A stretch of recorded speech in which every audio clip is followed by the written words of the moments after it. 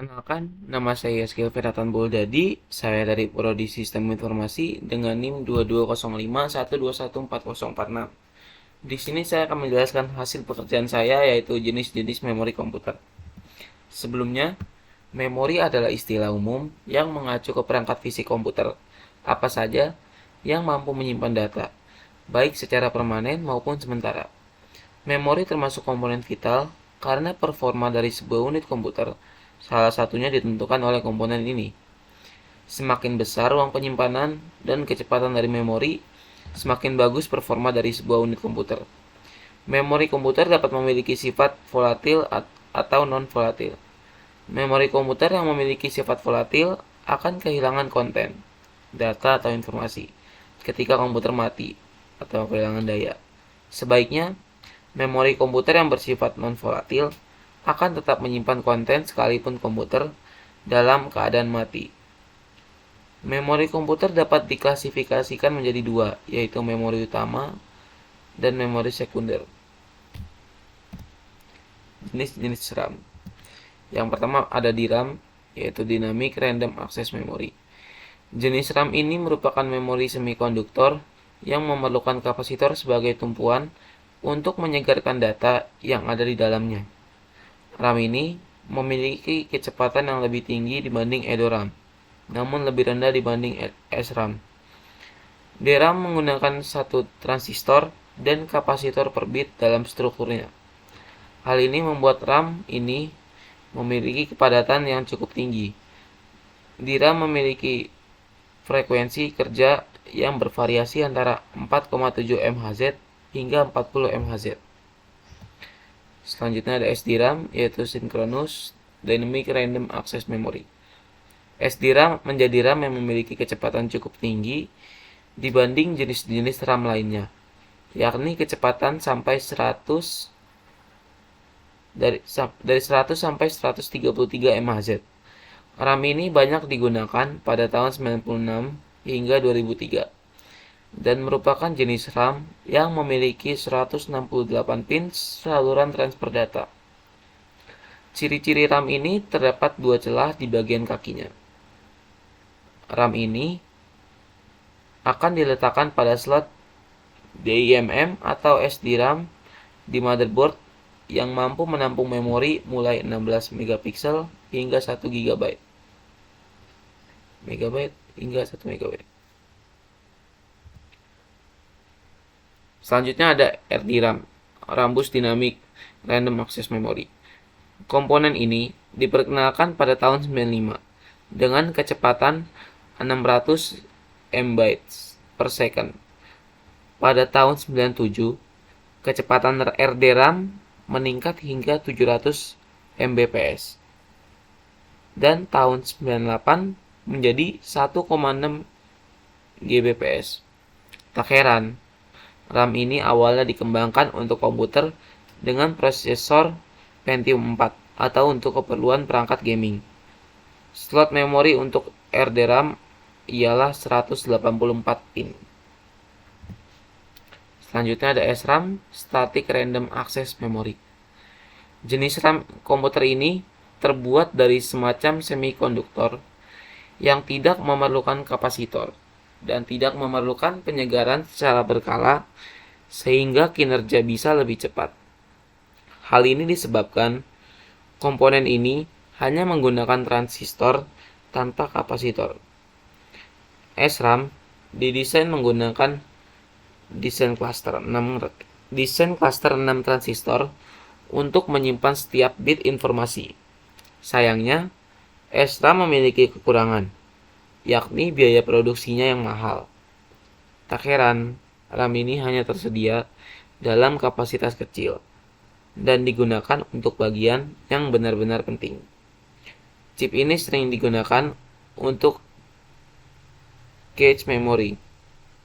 Kecepatan SRAM mampu mengimbangi kecepatan prosesor 500 MHz atau lebih. Selanjutnya ada EDORAM, Extend Data Out Random Access Memory.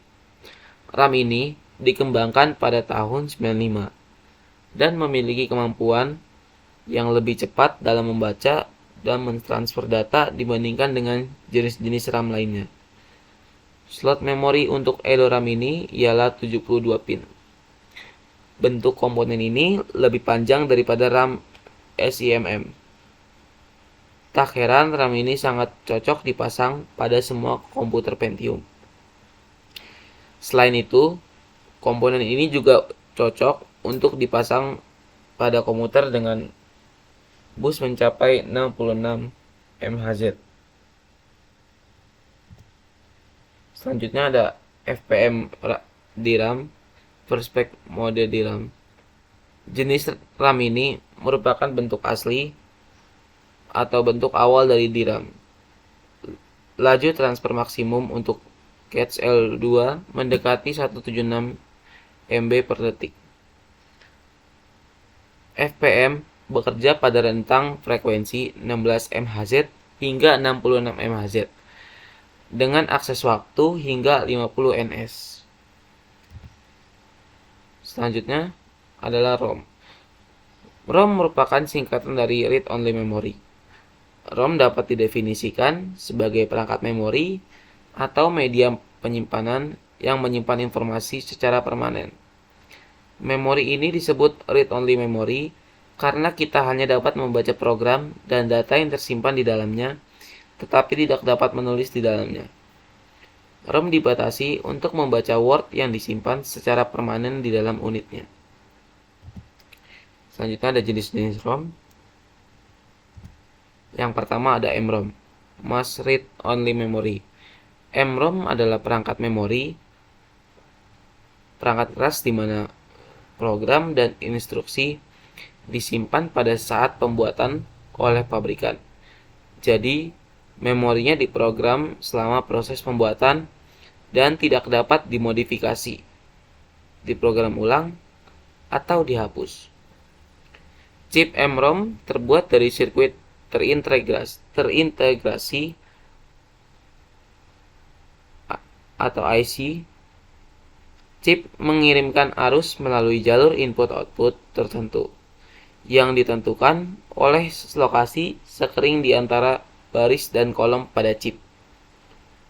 Arus harus melewati jalur yang diaktifkan sekering sehingga hanya dapat kembali melalui output yang dipilih pabrikan. Selanjutnya ada Programmable Read Only Memory atau PROM. PROM merupakan jenis ROM yang diproduksi sebagai memori kosong dan diprogram setelah proses manufaktur.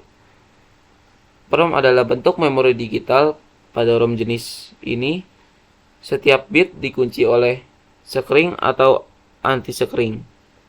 Data yang tersimpan di dalamnya tersimpan secara permanen dan tidak dapat diubah atau dihapus. ROM ini digunakan dalam program tingkat rendah seperti firmware atau microcode. Selanjutnya ada flash ROM. Flash ROM adalah versi lanjutan dari EPROM. ROM jenis ini menyimpan informasi dalam susunan sel memori yang terbuat dari transistor floating gate. Kelebihan menggunakan memori ini adalah kita dapat menghapus atau menulis blok data sekitar 512 byte pada waktu tertentu. Sementara pada EPROM, kita hanya dapat menghapus atau menulis 1 byte data dalam satu waktu. Jadi, memori ini lebih cepat dari EPROM. Flash ROM dapat diprogram ulang tanpa mengeluarkannya dari komputer. Waktu aksesnya sangat tinggi, sekitar 45 hingga 90 nanodetik. Flash ROM juga sangat tahan lama karena tidak rentan terhadap suhu tinggi dan tekanan yang kuat. Flash ROM umumnya digunakan untuk menyimpan dan mentransfer data antara komputer pribadi dan perangkat digital. Misalnya, seperti USB flash drive, pemutar MP3, kamera digital, modem, dan solid state drive atau SSD. BIOS dari banyak komputer modern juga disimpan pada chip flash ROM. yang disebut flash BIOS. Selanjutnya manajemen memori, pemartisian statis. Tugas memori utama yang pertama sebagai sumber daya yang harus dialokasikan dan dipakai bersama di antara sejumlah proses yang aktif. Selanjutnya diharapkan dapat melayani banyak proses. Dan yang ketiga, proses seharusnya tidak dibatasi kapasitas memori fisik. Lalu ada manajemen memori. Yang pertama mengelola informasi memori yang dipakai maupun tidak. Yang kedua mengalokasikan memori ke pemroses yang memerlukan. Yang ketiga ada mendealokasikan memori dari proses yang sudah selesai. Yang keempat ada mengelola swapping antara memori dan disk. Selanjutnya ada klasifikasi memori. Pertama ada memori nyata terbatas fisik. Dan memori maya tidak dibatasi kapasitas fisik memori atau bisa swapping. Ini ada gambarnya. Lalu berdasarkan swapping, ada non-swapping terbatas memori utama dan ada juga swapping extend ke disk. Selanjutnya ada juga berdasarkan alokasi memori, ada continue yaitu berurut atau simple dan cepat tapi boros, dan non-continue lompat-lompat kompleks dan efisien. Selanjutnya ada manajemen memori tanpa swapping, yaitu ada monoprogramming, di mana suatu proses pada satu saat, lalu suatu proses menggunakan semua memori.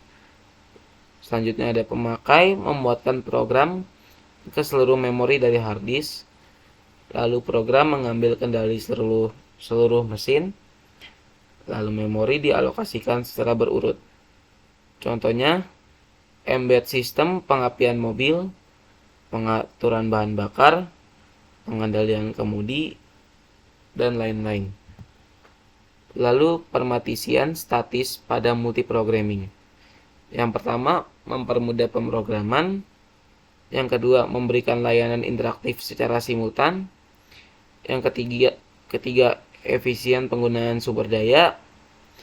Yang keempat, proses eksekusi lebih murah. Dan terakhir, dapat mengerjakan job secara simultan. Lalu ada strategi penempatan program ke partisip dengan ukuran berbeda. Yang pertama, satu antrian untuk tiap partisi itu ada meminimalkan pemborosan memori dan dapat menyebabkan antrian panjang di suatu partisi. Lalu satu antrian tunggal untuk banyak partisi lebih fleksibel dan juga lebih boros karena program kecil dapat masuk di partisi yang besar. Sekian dari saya, kurang lebihnya mohon maaf. Terima kasih.